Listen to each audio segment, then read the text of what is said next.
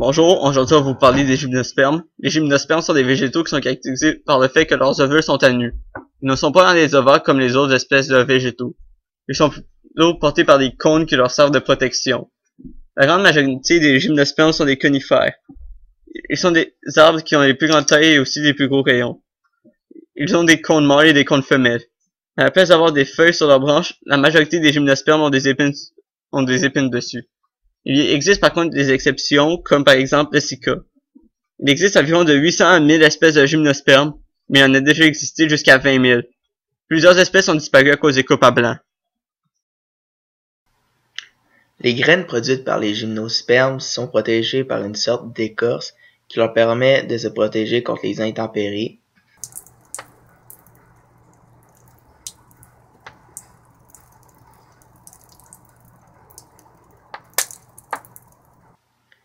Les chocs lorsqu'ils tombent des arbres.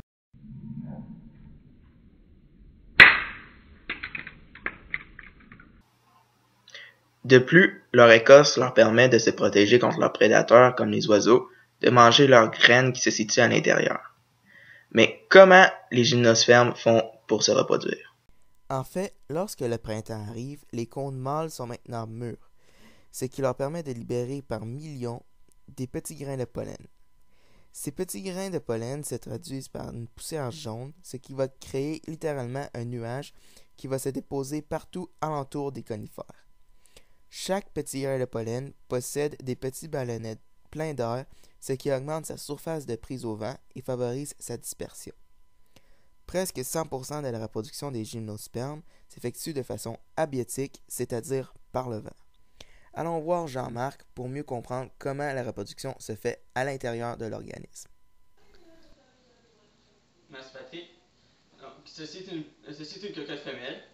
C'est souvent la cocotte la plus reconnue parce que c'est celle que vous retrouvez à terre. Comme vous voyez, il y a des écailles tout le long de la cocotte. C'est à l'intérieur de la cocotte qu'il y a les ovules. Donc là, je vais la couper en deux pour voir plus clairement. Ok, donc, et voilà, la cocotte maintenant ouverte. Montre la cocotte ouverte. Donc, c'est ce qu'il y a à l'intérieur, de une de ces écailles-là, comme par exemple juste ici, où est-ce que le spermatozoïde rentrerait dans la cocotte, puis ensuite féconderait la graine. Après ça, la cocotte tomberait au sol, puis après ça, les écailles finiraient par lâcher pour ensuite donner des graines pour donner naissance d'un arbre. Voici maintenant une cocotte mâle. Celle-là, en général, n'est pas moins connue parce qu'on ne les voit pas à terre. En général, ils restent au bout des branches, puis ils sont aussi placés généralement plus haut que celles femelles, étant donné que le vent fait transporter le pollen. Donc là, maintenant, je vais le couper pour l'ouvrir.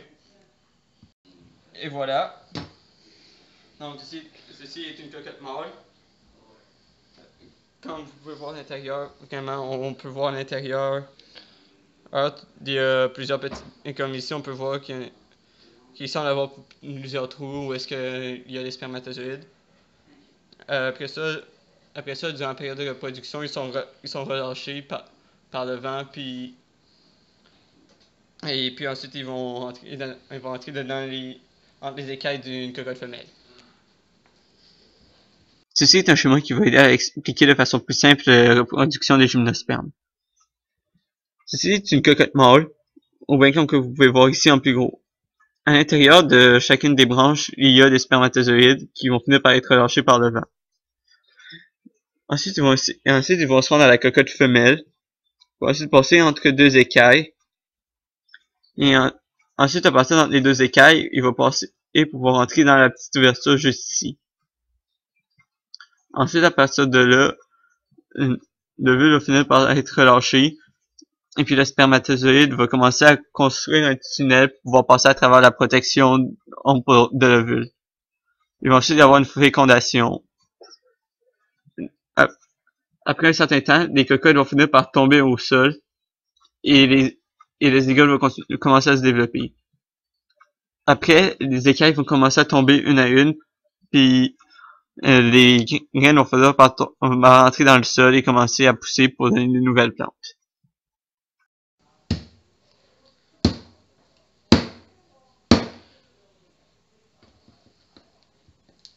Non, stop.